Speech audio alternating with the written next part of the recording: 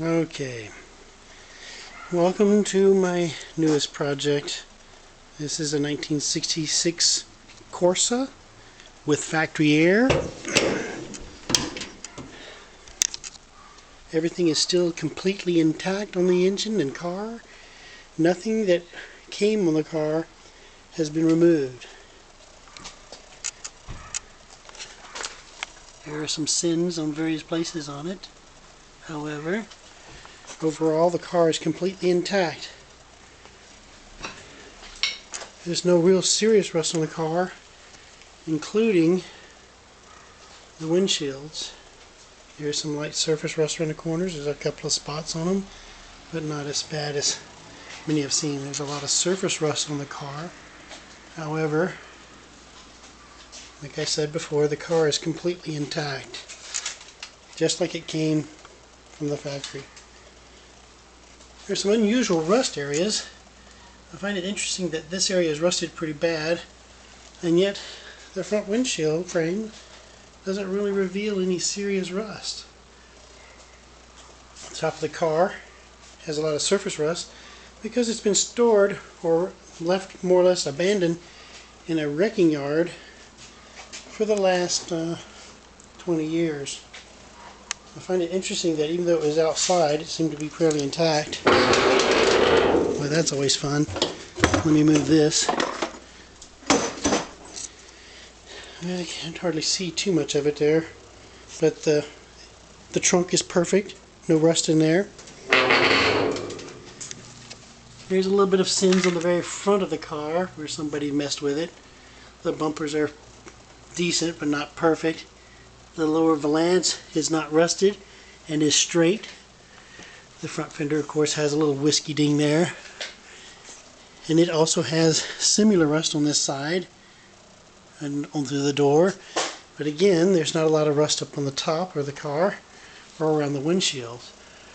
Almost this side of the car, there is the same amount of surface rust. The interior of the car is complete and intact, just like it came from the factory. Of course, it has a factory wood well, non-telescopic, and let's see here, it is a quick steering. 1, 2, 3 turns. Quick steering. Factory air vents.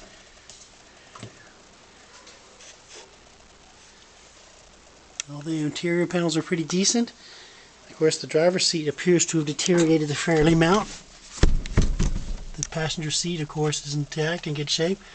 I find it interesting the carpet was completely intact.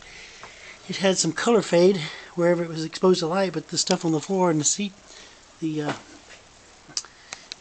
were some regular, what do you call them, pads on the floor that were okay. Of course, I'm trying to go down here, and I don't have a lot of room on this side of the car. So, of course, we have one of these corners, as usual. It's got the typical little dinks in it. The side of the car is fairly straight, yet of course the paint is dead. The whole cove area is alright. This side is not bent up like the other one is. And of course, here's a view down the side of the car.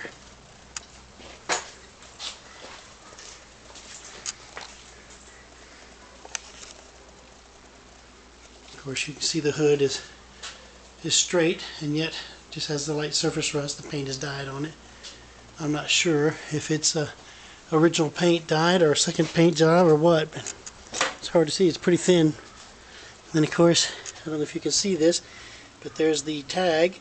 The tag is a 66 Corsa with a trim number of 752-Z, and it says it is the 395th body off the line. It was originally yellow, and it was LOS, so it's off the Los Angeles area plant. Of course, there are other codes in there I've not recognized. W and then 2ER, and there's a 5Y. Other than that, it's pretty intact. It was built in the 11th. It says 11A on there. I guess it's the 11th month. Of course, it still has the insulation still intact. That's the original insulation. I took the insulation that was on the side out because it was pretty natty and everything. I know the engine's been worked on because when I looked at the vent tubes are on backwards on the heads, on both of them. See, right, they're right there on both sides, on the wrong side, so the heads have been put on wrong. So I'm pretty sure the engine has been rebuilt at one time. And it shows to be a T1027RR, which I can only assume is unique for the Corsa with factory air. Of course, as it came with a trailer hitch somebody put on it. Looked like it was fairly nicely done. I may or might save it. And then, of course, there's some really neat trivia on here. You'll notice it says submarines, forces below, afloat. And on the front, there's also a gate pass that's still intact that shows that it was in shows 1973. You can see the first one was 1971. Interesting note, when I cleaned out the car, in the back seat there was a cigarette lighter. It was destroyed from the corrosion, but it still had the name of the ship, which was the USS Tiger. Not the one during World War II, but the one that was built in 1953. It was decommissioned in 1973, which I'm assuming that this guy, while he was there, decommissioned the ship while he was still on the Corvair and was going to and from the base on it. Just neat little trivia about it. Note the lower panels are not rusted on the rear quarters. The same applies to this side over here. Inside the wheel wells, there's no rust. No rust on them. Had brand new mufflers on it. They've never been used. It has posi-traction. No rust on the inside wheel wells. It's really nice.